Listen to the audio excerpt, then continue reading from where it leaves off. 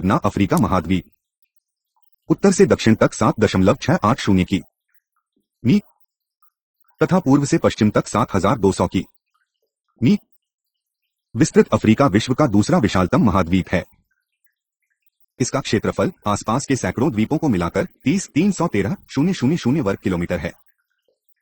विविधतापूर्ण अनेक देशों और उनके निवासियों से यहाँ का बहुरंगी वातावरण सुसज्जित है। विश्व के इस दूसरे विशालतम महाद्वीप में संप्रभुता संपन्न 54 राज्य हैं। इन राज्यों के आकार भी भिन्न भिन्न है। केवल 454 वर्ग किलोमीटर क्षेत्रफल वाला राज्य सेशल्स सबसे छोटा है, तो 2506 वर्ग किलोमीटर क्षेत्रफल वाला सूडान किसी महाद्वीप की भांति विस्तृत है। उत्तर में भूमध्य सागर से दक्षिण में हिंद महासागर और एटलांटिक महासागर के मिलन बिंदु तक फैले इस महाद्वीप का विस्तार 11,677,240 वर्ग मील है। अपनी निवास भूमियों की भांति ही अफ्रीका के निवासियों में भी विविधता है।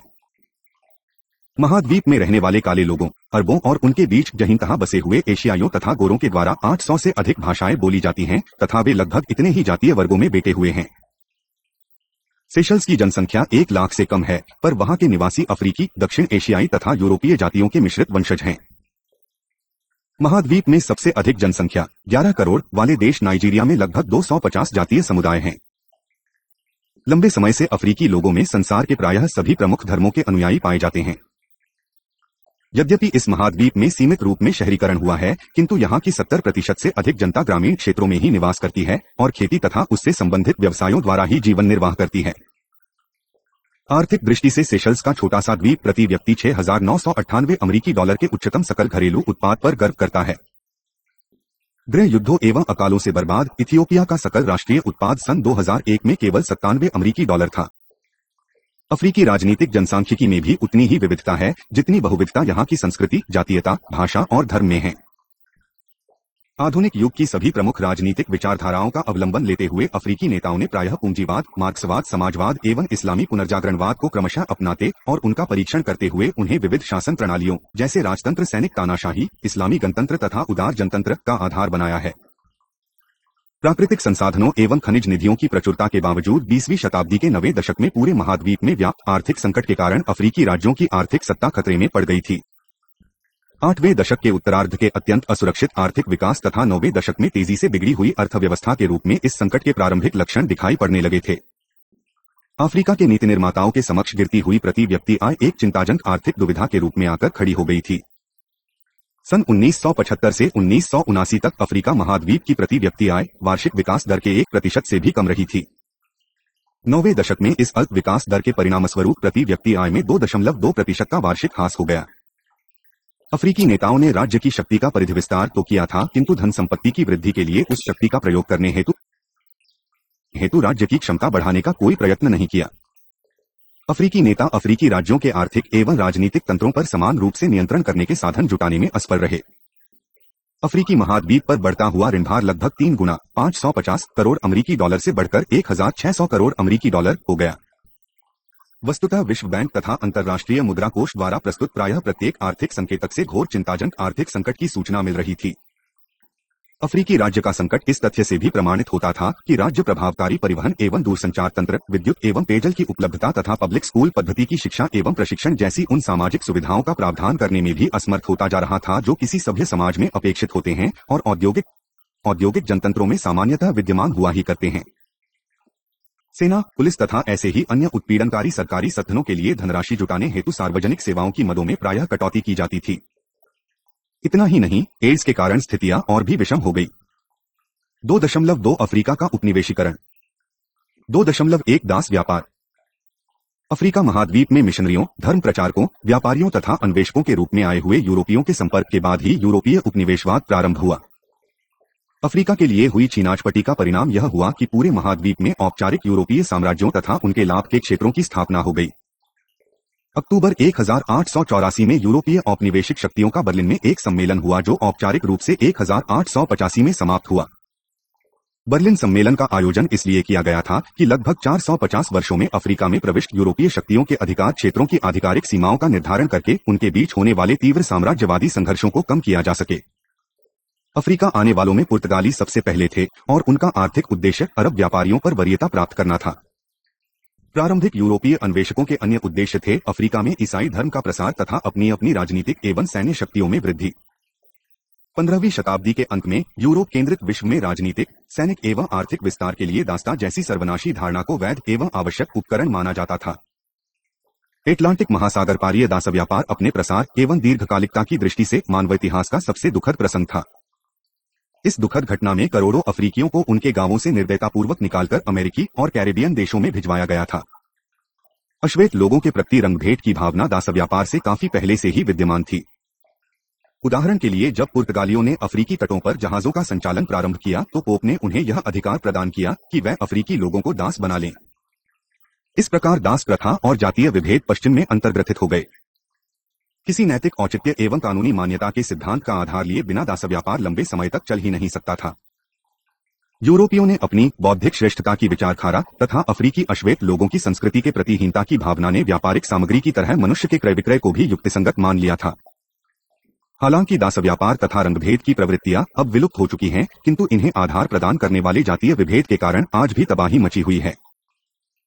एटलांटिक महासागर पारीय दास व्यापार, जिसे सामान्यतः यूरोपीय दास व्यापार कहा जाता है, और इस्लामी दास व्यापार साथ साथ चल रहे थे।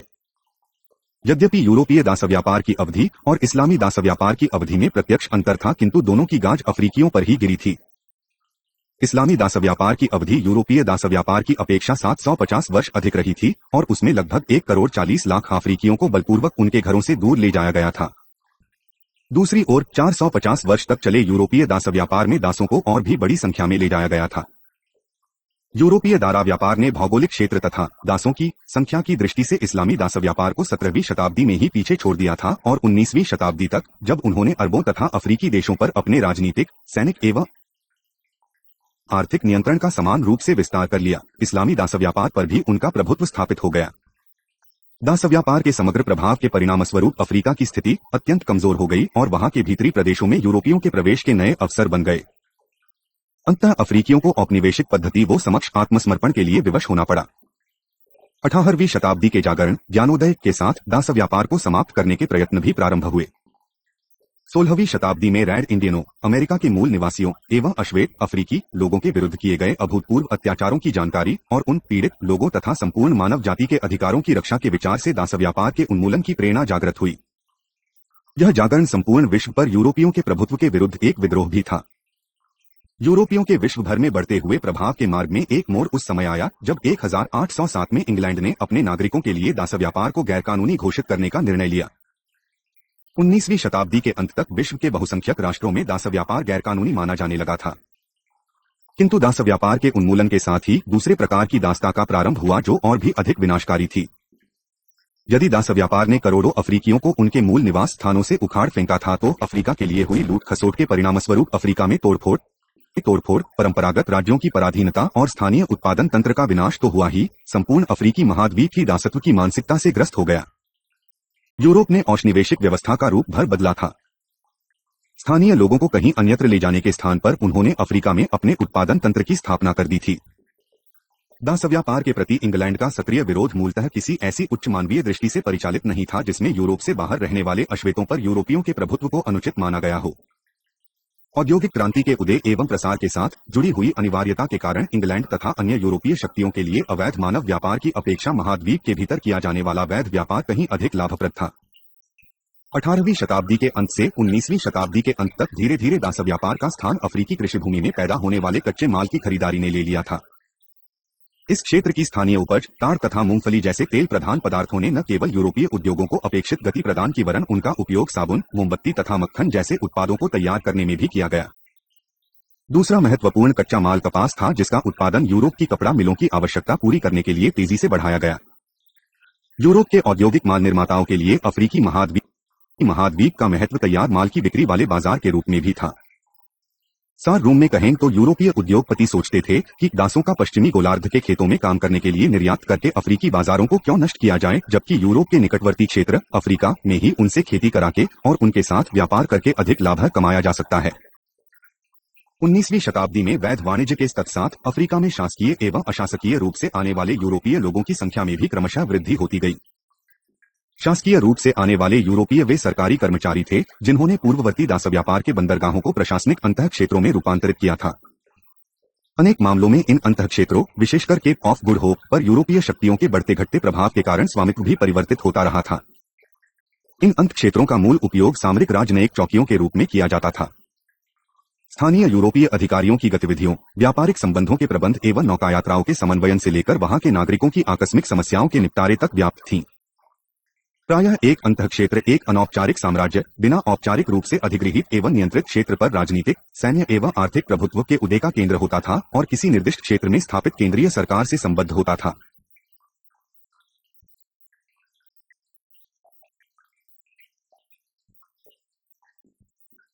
यूरोपियों के प्रसार के सबसे महत्वपूर्ण दबाव अशासकीय यूरोपियों में पाए जाते थे। आर्थिक जगत में निजी व्यापारियों और अधिक लाभ प्राप्ति के लिए लालायित उद्यमियों ने अपनी अपनी सरकारों पर निरंतर दबाव डाला कि वे अंत क्षेत्रों को अफ्रीका के भीतरी भागों तक पहुंचाने के लिए राजनीतिक एवं सैन्य सहायता प्रदान करें। यूरोपीय व्यापारी उन अफ्रीकी व्यापारियों को रास्ते से हटा देना चाहते थे जो तटीय प्रदेशों से दूर के लाभप्रद व्यापार के साधनों को यूरोपियों तक पहुंचने में बाधा डालते थे। राजनीतिक एवं सैन्य विस्तार की मांगों को अनेक मिशनरी सोसाइटियों, जैसे अफ्रीका महाद्वीप में उन्हें स्थापित करने वाली लंदन मिशनरी सोसाइटी से भी समर्थन प्राप्त हुआ। प्रारंभ में मिशनरी केंद्रों की स्थापना के कारण प्रसिद्ध ये सोसाइटियों अपनी सरकारों की राजनीतिक एवं सैन्य गतिविधियों की पहुंच से बाहर रही थीं। सामाजिक असंतोष के दिनों में सरकारी संरक्षण की मांग करने वाली इन मिशनरियों को उनके देशों और साम्राज्य के अंतः क्षेत्रों में स्वाभाविक रूप से सहानुभूति प्राप्त हुई थी। 2.2 उपनिवेशीकरण। उपनिवेशवादी शक्तियों ने जब अफ्रीकी महाद्वीप पर अधिकार किया था तो उन्हें अफ्रीकी राज्यों तथा वहां के जातीय समुदायों के राजनीतिक एवं सशस्त्र प्रतिरोध का सामना करना पड़ा था। असंते साम्राज्य की सेनाओं की ब्रिटिश औपनिवेशिक सेनाओं से पहली मुठभेड़ 1823 में हुई थी। तथ्य यह है कि उन्होंने 1826, 1874 और 1896 में कई युद्ध किए जिनके कारण असंते की ब्रिटिश उपनिवेश के रूप में अधीनता 1900 तक चलती रही। फिर भी असंते तथा अन्य जातीय समुदायों द्वारा यूरोपीय उपनिवेशवाद के विरुद्ध छेड़े गए सशस्त्र प्रतिरोध की असफलता 3 कारणों से सुनिश्चित थी।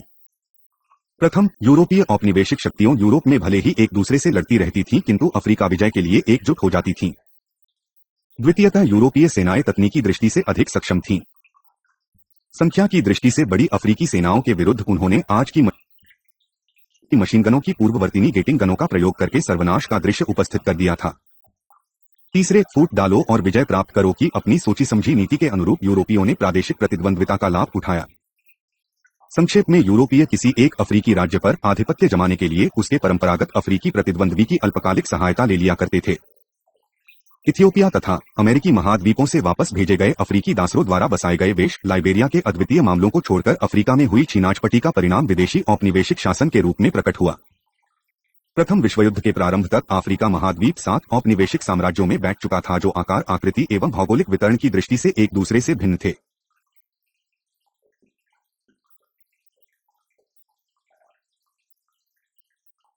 फ्रांस तथा इंग्लैंड के औपनिवेशिक साम्राज्य सबसे बड़े थे। ब्रिटिश साम्राज्य विशेषतः उत्तर दक्षिण अक्ष पर इंग्लैंड के उस स्वप्न के तहत स्थापित किया गया था जिसमें दक्षिण अफ्रीका और मित्र को जोड़ने वाले रेलतंत्र की योजना थी और जिसमें पश्चिमी अफ्रीका, विशेषकर नाइजीरिया तथा घाना के जोतक क्षेत्र शामिल थे। इंग्लैंड और फ्रांस की अपेक्षा बेल्जियम तथा पुर्तगाल छोटे साम्राज्यों के स्वामी थे। बेल्जियम और पुर्तगाल निकटवर्ती 2 क्षेत्रों, बेल्जियम मध्य अफ्रीका और पुर्तगाल दक्षिण अफ्रीका में ही सीमित रखे गए थे। पुर्तगाल ने पश्चिम अफ्रीका के गिनी बिसाऊ तथा केप वर्डे, साओ टोमे तथा प्रिंसिपे द्वीपों पर भी शासन किया था। प्रथम विश्वयुद्ध में पराजित जर्मनी से दूर दूर तक फैले हुए उसके उपनिवेश छीन लिए गए थे। संयुक्त राष्ट्र के पूर्ववर्ती लीग ऑफ नेशंस की स्थापना के समय प्रत्येक जर्मन उपनिवेश को अस्थायी रूप से किसी अन्य औपनिवेशिक शक्ति को शासनादेश क्षेत्र के रूप में हस्तांतरित करने का प्रयोग किया गया था। यह स्थिति किसी उपनिवेश के स्वशासन पूर्व तक चलती थी।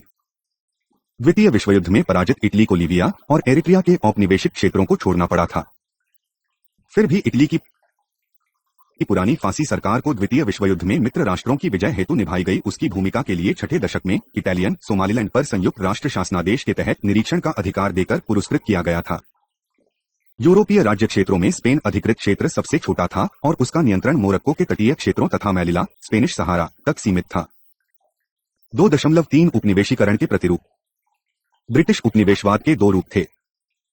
दक्षिण अफ्रीका एवं रोडेशिया, जिम्बाब्वे जैसे क्षेत्रों को, जहां गोरे लोगों की पर्याप्त जनसंख्या स्थायी रूप से बस चुकी थी और उन उपनिवेशों के आंतरिक मामलों की व्यवस्था कर रही थी, ब्रिटिश नीति निर्माताओं ने ऑस्ट्रेलिया और न्यूजीलैंड की भांति ब्रिटिश राष्ट्रमंडल के अंतर्गत किसी प्रकार के स्वतंत्र राज्य का स्तर प्रदान करने की भावी योजना सोच रखी थी। शेष संपूर्ण अफ्रीका में ब्रिटिश उपनिवेशवाद अप्रत्यक्ष शासन की अवधारणा पर आधारित था। इस अवधारणा को लोकप्रिय बनाने का श्रेय लॉर्ड ल्यूगार्ड को दिया जाता है, जो संभवतः सबसे प्रसिद्ध ब्रिटिश उपनिवेशवादी प्रशासकों में से एक थे और जिन्होंने अंततः ब्रिटिश उपनिवेशवाद को बहुसंख्यक अश्वेतों द्वारा शासित सरकारों के रूप में स्वतंत्रता प्रदान करने की कल्पना की।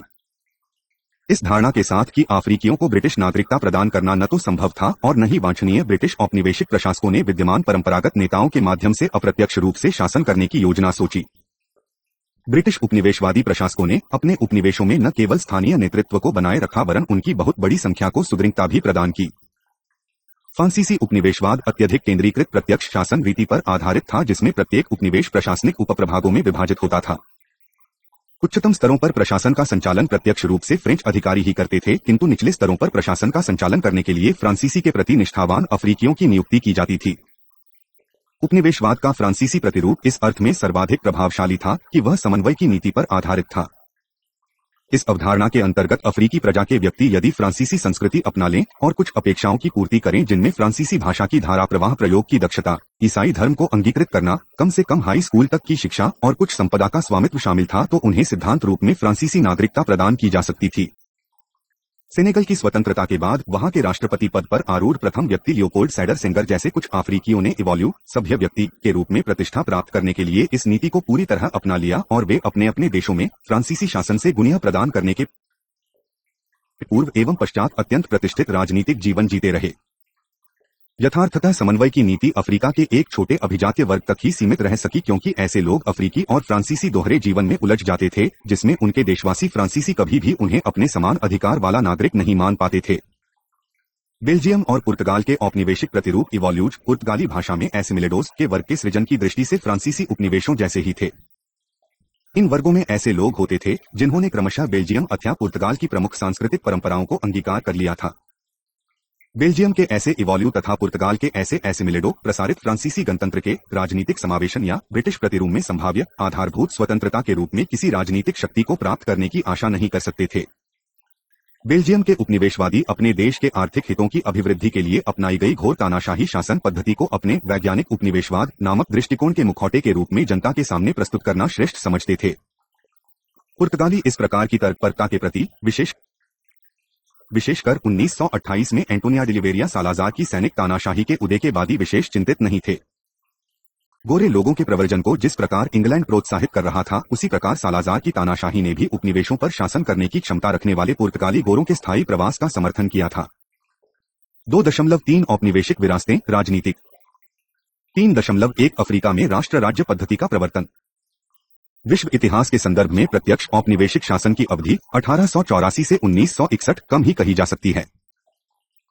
फिर भी अफ्रीकी राष्ट्रों की बहुत बड़ी संख्या का आंतरिक एवं अंतर्राष्ट्रीय राजनीति पर दूरगामी प्रभाव पड़ा। इस नियंत्रणवाद का सबसे प्रमुख प्रभाव यह पड़ा कि दास व्यापार और उपनिवेशवाद से पहले के स्वाधीनता युग में विद्यमान अत्यंत समृद्ध एवं विविधता में अफ्रीकी राजनीतिक प्रणालियों के स्थान पर यूरोपीय राष्ट्र राज्य पद्धति थोप दी गई। राष्ट्र राज्य पद्धति का मूल सन 1948 की उस वेस्टफालिया संधि से हुआ, जिसके आधार पर यूरोप में 30 वर्ष 1818 से 1648 से चले आ रहे युद्ध का अंत हुआ था। इसी संधि से राष्ट्र राज्य पद्धति का प्रारंभ हुआ। अफ्रीका में जब इस पद्धति को आरोपित किया गया तो संप्रभुता औपनिवेशिक शक्तियों के हाथ में ही रही। अफ्रीका में इस पद्धति के लागू करने के लिए संपूर्ण महाद्वीप को सर्वथा सुनिश्चित सीमाओं तथा केंद्रीकृत राजनीतिक अधिकारों वाले उपनिवेशों में विभाजित कर दिया गया। कुछ विरले अपवादों को छोड़कर इन औपनिवेशिक राजनीतिक इकाइयों की सीमाएं ही तत्कालीन अफ्रीका के राजनीतिक मानचित्र का आधार बनी। यूरोपीय राष्ट्र राज्य पद्धति के आरोपण के कारण अनेक कृत्रिम राज्यों का जन्म हुआ, जो अफ्रीका की स्थानीय जनता की आकांक्षा के अनुरूप विकसित नहीं हुए थे, जबकि यूरोप में राष्ट्र राज्यों का विकास वहां की स्थानीय जनता की इच्छाओं के अनुरूप हुआ था।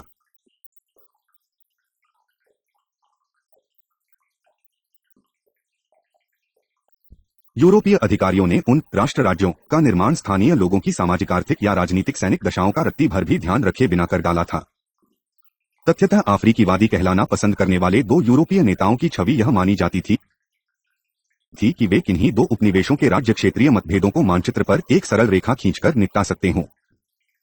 परिणामस्वरूप कृत्रिम रूप से निर्मित औपनिवेशिक राज्य क्षेत्रों और राष्ट्र राज्यों की चिरसम्मत परिभाषाओं एक जातीय समुदाय राष्ट्र जो विधिसम्मत एक केंद्रीकृत प्राधिकरण द्वारा शासित हो राज्य में किसी प्रकार की समानता नहीं थी।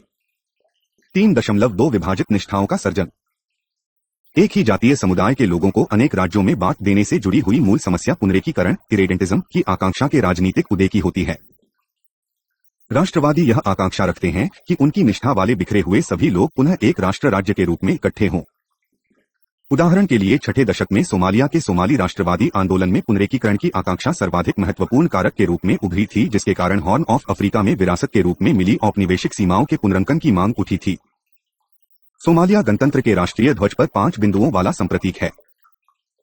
पुनरेकीकरण के आकांक्षा करने वालों ने 5 सोमाली क्षेत्रों को मिलाकर एक अखिल सोमाली राज्य का स्वप्न देखा था। इनमें से 2 क्षेत्र ब्रिटिश सोमालियालैंड तथा इटालियन सोमालियालैंड तो सोमालिया गणतंत्र में शामिल थे ही। अंतः सोमाली राष्ट्रवादी आंदोलन में इथियोपिया के ओगाडेन क्षेत्र जिबूटी के सोमाली भाग और कीनिया के उत्तरी सीमावर्ती जिले की वापसी की मांग की गई। एकीकरण के आकांक्षी सोमाली आंदोलनकारी नेताओं ने सशस्त्र बल प्रयोग द्वारा एकीकरण के विकल्प को चुना। परिणामस्वरूप 7वें दशक में सोमाली नेताओं ने जिबूटी इथियोपिया और कीनिया में गुरिल्ला विद्रोह को आर्थिक सहायता प्रदान की जिस कारण सोमालिया गणतंत्र के अपने पड़ोसियों के साथ संबंध और भी खराब हो गए। सोमालिया गणतंत्र और इथियोपिया में 1977 से 78 में ओगाडेन क्षेत्र के लिए युद्ध भी हुआ जो महाशक्तियों के उलझ पड़ने के कारण अंतर्राष्ट्रीय चिंता का विषय बन गया। भले ही कोई सोमालियों की इस मांग का समर्थक हो कि हॉर्न ऑफ अफ्रीका में विरासत से प्राप्त सीमाओं का पुनरंकन किया जाए या सैन्य बल प्रयोग के अतिवादी ढंग का समर्थक हो, किंतु इसमें कोई संदेह नहीं कि इन संघर्षों का मूल आंशिक रूप से ही सही यूरोपीय उपनिवेशों की संगतिहीन सीमाओं का ही परिणाम है। 2.4 औपनिवेशिक विरासतें सामाजिक। 4.1 परंपरागत प्राधिकरणों का शिथिलीकरण। उपनिवेशवाद का सामाजिक प्रभाव यह हुआ कि उसके कारण पूर्ववर्ती स्वाधीनता युग के राजनीतिक तंत्र को व्यवस्थित रखने वाले नियंत्रण एवं संतुलन पूरी तरह से बिखर गए। जहां औपनिवेशिक युग से पहले के स्वाधीनता युग में पारंपरिक सामाजिक नेता अपने अपने समाजों या जातीय समुदायों के राजनीतिक मानकों एवं प्रथाओं के संबंध में स्पष्टीकरण दे दिया करते थे, वहीं औपनिवेशिक राज्य में संपूर्ण शक्ति यूरोपीय प्रशासक में निहित हो गई थी। बहुसंख्यक मामलों में यूरोपीय प्रशासक केवल उन्हीं अफ्रीकियों को परंपरागत शासकों के रूप में नियुक्त करते थे जो औपनिवेशिक शक्ति के प्रति अदम्य निष्ठा रखते थे। अप्रत्यक्ष शासन के ब्रिटिश उपनिवेशवादी मॉडल की मांगें स्थानीय जनता के हितों से टकराती थीं तो तनाव पैदा हो जाता था और स्थानीय शासकों को या तो जनता का साथ देकर पदच्युत होने का खतरा मोल लेना पड़ता था या फिर औपनिवेशिक अधिकारियों का पक्ष लेकर और यूरोपियों की कृपा प्राप्त करने का मूल्य अपने लोगों की विमुखता के रूप में चुकाना पड़ता था। अनेक मामलों में निरंकुश अफ्रीकी नेता भी तब तक शक्ति संपन्न बने रह पाते थे जब तक कि वे यूरोपीय औपनिवेशिक शक्ति का हित साधन करते रहते थे। अफ्रीकी देशों के स्वतंत्र होने के बाद भी यही प्रतिरूप चलता रहा। 4.2 केंद्रीकृत निरंकुश व्यवस्था का सर्जन। आदिवासी नेतृत्व के अधिकार के निराकरण के साथ ही एक निरंकुश विरासत पोषित की गई जो सामाजिक राजनीतिक जीवन के हर पक्ष में व्याप्त हो गई। सामान्य रूप से चलते हुए किसी जनतंत्र में राष्ट्र और राज्य का संबंध वैधता पर आधारित होता है, किंतु औपनिवेशिक राष्ट्र राज्य के 2 मूल उद्देश्य थे, यूरोपीय प्रमुख को स्थापित करना और उसे बनाए रखना। राजनीतिक एवं सैनिक बलों के रूप में हर उपनिवेश में एक बाध्यकारी उपकरण तैयार किया गया जिससे औपनिवेशिक नियमों एवं विनियमों का पालन अनिवार्य रूप से कराया जा सके। फूट डालो और राज करो की सजग नीति से सफलता का मार्ग प्रशस्त किया गया। अपने साम्राज्य के निवासियों की बहुजातीय एवं कभी कभी बहुप्रजातीय प्रकृति को समझकर यूरोपीय शक्तियों किसी उपनिवेश में वहां के निवासियों से अलग जाति या प्रजाति के सैन्य बलों की चौकियों स्थापित करती थीं। औपनिवेशिक प्रशासक किसी जाति के सैन्य बलों को उनकी जाति के या जन्मना जाति के उपनिवेश में नहीं रखते थे। ब्रिटिश प्रशासक दक्षिण एशियाई मूल के सैन्य बलों को अफ्रीकी उपनिवेशों में रखने के लिए प्रसिद्ध थे। इसके पीछे मंशा यह होती थी कि स्थानीय निवासियों की जाति या प्रजाति से असंबद्ध होने के कारण बाहरी सैनिक उनके विरुद्ध सैन्य कार्रवाई करने में संकोच नहीं करेंगे। स्थानीय पुलिस बल का गठन करने में भी इसी फूट डालो और राज करो नीति का सहारा लिया जाता था। उपनिवेशों की पुलिस और सेना की उरा उत्पीड़क प्रकृति ने उस निरंकुश परिवेश के निर्माण में सहायता की जो कालांतर में स्वाधीनता युग में भी चलता रहा। अफ्रीकी अभिजातियों की पहली पीढ़ी जिसका प्रशिक्षण औपनिवेशिक पद्धति के दौरान हुआ था और जिन्होंने छठे दशक के उत्तरार्ध में अपने अपने देश को स्वतंत्रता दिलाने में नेतृत्व प्रदान किया था, एक दलीय राजनीतिक व्यवस्था की प्रवृत्ति रखते थे और राजनीतिक असहमति पर प्रतिबंध लगाना चाहते थे। 7वें दशक में इस निरंकुश प्रवृत्ति का परिणाम सैनिक विद्रोहों के रूप में सामने आया जिसके कारण नागरिक शासन प्रणालियों के स्थान पर विभिन्न प्रकार के सैन्य शासनों की स्थापना हुई। 4.3 महिलाओं के अधिकारों का परिसीमन। उपनिवेशवाद का प्रभाव पुरुषों की अपेक्षा महिलाओं पर अधिक अहितकर रूप में पड़ा। सामान्यतः औपनिवेशिक युग में महिलाओं की भूमिका और उनकी हैसियत बिगड़ती ही गई और यह दशा बाद के स्वाधीनता युग में भी चलती रही। औपनिवेशिक युग से पहले अफ्रीका में आर्थिक संसाधनों पर प्रायः महिलाओं का प्रभावकारी नियंत्रण था। जो ही उनके जातीय समुदायों को नकदी की अर्थव्यवस्था में शामिल कर लिया गया, वे धन और धरती की दृष्टि से असुविधाजनक स्थिति में पहुंच गई और अपने परंपरागत अधिकारों से वंचित हो गई। दो स्थितियों में से एक अनिवार्यतः घटित हुई, या तो उत्पादन के उन क्षेत्रों से जिनमें वे पहले सक्रिय रूप से संलग्न थीं उन्हें हटा दिया गया तथा घर की चारदीवारी तक सीमित कर दिया गया था। जिन उत्पादक गतिविधियों में वे संलग्न रहती थीं उन्हें नए संदर्भ में परिवर्तित करके उनका अवमूल्यन कर दिया गया। 2.5 औपनिवेशिक विरासतें आर्थिक। 5.1 प्रादेशिक अर्थव्यवस्थाओं का परिमापन। प्रत्यक्ष औपनिवेशिक शासन के कारण अफ्रीका महाद्वीप के आंतरिक एवं अंतर्राष्ट्रीय आर्थिक संबंधों में भी स्थायी रूप से परिवर्तन आया।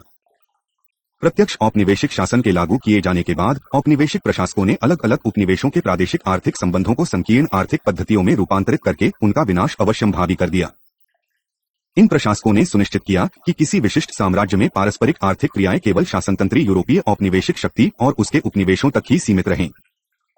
उदाहरण के लिए जर्मन शासित उपनिवेश टोगोलैंड में जर्मन प्रशासकों ने यह प्रयास किया कि पड़ोसी उपनिवेशों गोल्ड कोस्ट, घाना, ब्रिटिश उपनिवेश दहोमी, बेनिन एवं अपर वोल्टा, बुर्किना फासो, फ्रांसीसी उपनिवेश के साथ टोगोलैंड के व्यापार को समाप्त किया जा सके और उसके स्थान पर केवल जर्मनी के साथ उसके व्यापारिक संबंधों का पोषण किया जाए। संकीर्ण अर्थव्यवस्था का एक महत्वपूर्ण तत्व यह था कि सरकार ने उन अधिकृत कंपनियों को व्यापार का एकाधिकार दिया जिन्होंने कम से कम तब तक उपनिवेश के आर्थिक, सामाजिक एवं राजनीतिक सैनिक रूपांतरण की निगरानी करने का पूरा दायित्व लिया जब तक कि वहां के औपनिवेशिक प्रशासकों द्वारा किसी उपयुक्त सरकारी प्रशासन तंत्र का गठन न कर लिया जाए। इन संकीर्ण व्यापारिक पद्धतियों का सबसे महत्वपूर्ण प्रभाव यह पड़ा कि संबद्ध साम्राज्यों के आंतरिक व्यापार को छोड़कर शेष समस्त व्यापार समाप्त हो गया। महासागरीय व्यापार की समाप्ति इसका उदाहरण है। सहारा मरुस्थल में कभी चारों ओर फैले हुए प्रादेशिक व्यापार का स्थान 19वीं शताब्दी के अंतिम 25 वर्षों में धीरे धीरे विदेशोन्मुख अर्थव्यवस्थाओं ने ले लिया, जिनमें उपनिवेशों के भीतरी भागों से सामान को तटीय स्थानों तक लाया जाता था और यूरोप एवं विश्वभर में फैले हुए यूरोपीय साम्राज्यों की सीमावर्ती चौकियों के लिए भेज दिया जाता था। इसका परिणाम यह हुआ कि सहारा मरुस्थल की अनेक सक्रिय सीमा चौकियों जैसे टिम्बक्टू, जो प्रादेशिक व्यापार एवं अर्थव्यवस्था के आधार पर फूली फली थी, घोर सामाजिक आर्थिक अवंती के युग में पहुंच गईं। 5.21 फसल एक खनिज की निर्यातोन्मुख अर्थव्यवस्थाओं का पोषण। यूरोपियों द्वारा आमिका के शोषण का दूसरा आर्थिक प्रभाव यह पड़ा कि प्रत्येक उपनिवेश किसी न किसी ऐसे उत्पाद के निर्यातक में रूपांतरित हो गया जिसकी कच्चे माल के रूप में यूरोपीय औपनिवेशिक शक्ति को आवश्यकता होती थी। तथाकथित एक फसल या एक खनिज पर आधारित अर्थव्यवस्थाओं की रूपरेखा इस प्रकार तैयार की गई थी कि उससे यूरोपीय देशों के उद्योगों के लिए सस्ते कच्चे माल की आपूर्ति हो सके। इन्हीं उपनिवेशों का यूरोप तथा विस्तृत यूरोपीय साम्राज्य के क्षेत्रों में तैयार किए गए औद्योगिक उत्पादों के लिए बाजार के रूप में उपयोग भी किया जाता था। उपनिवेश युग में इन एक फसल एक खनिज पर आधारित अर्थव्यवस्थाओं की प्रोन्नति के लिए अफ्रीका की स्थानीय जनसंख्या को भारी कीमत चुकानी पड़ी थी और उसके कारण अफ्रीका महाद्वीप के दीर्घकालीन आर्थिक विकास में पर्याप्त बाधा भी उपस्थित हुई थी। फ्रांसीसी उपनिवेशवाद द्वारा सेनेगल में पोषित मूंगफली, गिरीदार फलों की अर्थव्यवस्था ने वहां के सामाजिक आर्थिक विकास को जो उपलब्धियों प्रदान करें, उसकी दो प्रवृत्तियों विशेष रूप से परिलक्षित होती हैं।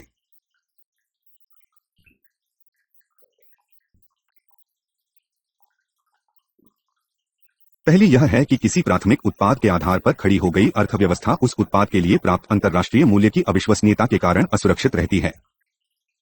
20वीं शताब्दी के उत्तरार्ध का आर्थिक इतिहास इस तथ्य का गवाह है कि प्राथमिक उत्पाद के मूल्यों में नाटकीय ढंग से उतार चढ़ाव आता रहता है और सामान्यतः उनके मूल्य विनिर्मित उत्पादों की लागत की तुलना में क्रमशः घटते जाते हैं।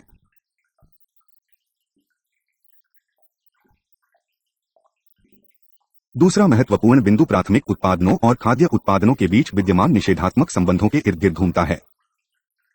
उपनिवेशों में एक फसल एवं एक खनिज पर आधारित अर्थव्यवस्थाओं की स्थापना के कारण परंपरागत खाद्य सामग्री के उत्पादन में विशेष रूप से कमी आई थी। कृषि उत्पादन में कमी की यह स्थिति स्वाधीनता युग में भी चलती रही, क्योंकि बढ़ती हुई जनसंख्या की आवश्यकता के हिसाब से खाद्य उत्पादन के स्तरों में कमी आई थी, जिसके परिणामस्वरूप अफ्रीका के अनेक क्षेत्रों में कुपोषण तथा चिरकालिक अकाल की स्थितियों पैदा हो गई।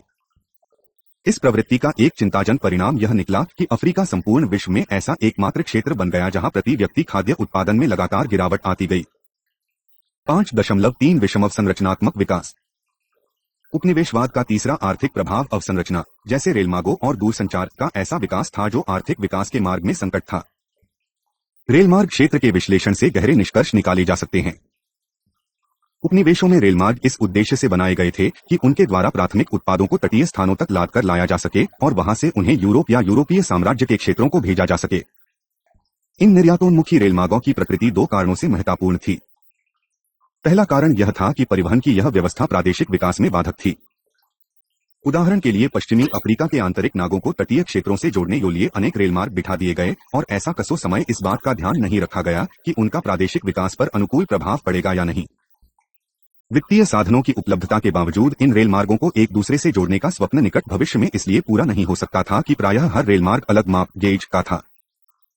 निर्यातोन्मुखी रेलमार्गों के इस तंत्र के द्वारा अवसंरचनात्मक विकास के अन्य विकृत रूपों का भी पोषण हुआ। उदाहरण के लिए बामको को माली की राजधानी बनाने का मूल कारण यह था कि वह डाकर बामको रेलवे लाइन के एक सिरे पर है और उसकी यह स्थिति अनेक निर्णायक दृष्टियों से महत्वपूर्ण है।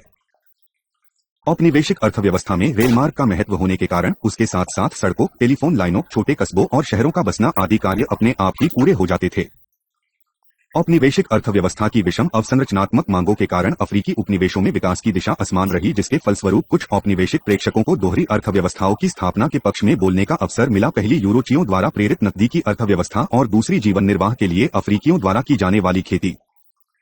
इन विभिन्न क्षेत्रों में निहित असमानताओं के कारण स्वाधीनता युग के उन नेताओं के समक्ष महत्वपूर्ण चुनौतियां आ खड़ी हुई जो व्यापक रूप से जनभागीदारी के आर्थिक विकास को प्रोन्नत करने को कृतसंकल्प थे। 5.4 एकाधिपतीय आर्थिक नियंत्रण। उपनिवेशवाद का अंतिम महत्वपूर्ण प्रभाव एकाधिपतीय विरासत थी जो आर्थिक जीवन के हर पक्ष में व्याप्त हो गई। इस विरासत का सबसे घृणित पक्ष बलात् श्रम की वह प्रथा थी जिसके अंतर्गत औपनिवेशिक अर्थव्यवस्था की आवश्यकताओं जैसे सखेतीबाड़ी, खान मजदूरी, सड़कों एवं रेलमार्ग का निर्माण आदि की पूर्ति के लिए किसानों और मजदूरों की पर्याप्त संख्या में उपलब्धता सुनिश्चित की जाती थी। इंग्लैंड ने 1923 में अपने उपनिवेशों में बलात् मजदूरी की प्रथा को समाप्त कर दिया, किंतु औपनिवेशिक अर्थव्यवस्था के एक अन्य अपेक्षाकृत कम पीड़ादायक एवं घुसपैठकारी किंतु फिर भी अत्यंत एकाधिपतीय एवं निरंकुश तत्व से युक्त प्रथा विपणन मंडलों मार्केटिंग बोर्ड्स को बनाए रखा। इस औपनिवेशिक आर्थिक प्रथा को अलग अलग रूपों में सभी औपनिवेशिक शक्तियों ने अपना लिया और हर उपनिवेश में प्राथमिक उत्पाद के क्रय विक्रय पर निरंकुश रूप से नियंत्रण कर लिया। हर वर्ष विपणन मंडल किसी प्राथमिक उत्पाद के विशिष्ट परिमाण की खरीद के लिए एक मनमाने मूल्य का निर्धारण करता था और किसानों को उसी मूल्य पर अपना उत्पाद बेचना पड़ता था क्योंकि उनके पास अन्य कोई विकल्प नहीं था। इन मंडलों का सबसे अधिक अन्यायपूर्ण वैया यह था कि ये किसानों को किसी उत्पाद के अंतर्राष्ट्रीय मूल्य की अपेक्षा बहुत कम मूल्य दिया करते थे। दूसरी ओर ये मंडल ही औपनिवेशिक शक्ति को उन उत्पादों को अच्छे लाभ के साथ बेच देते थे।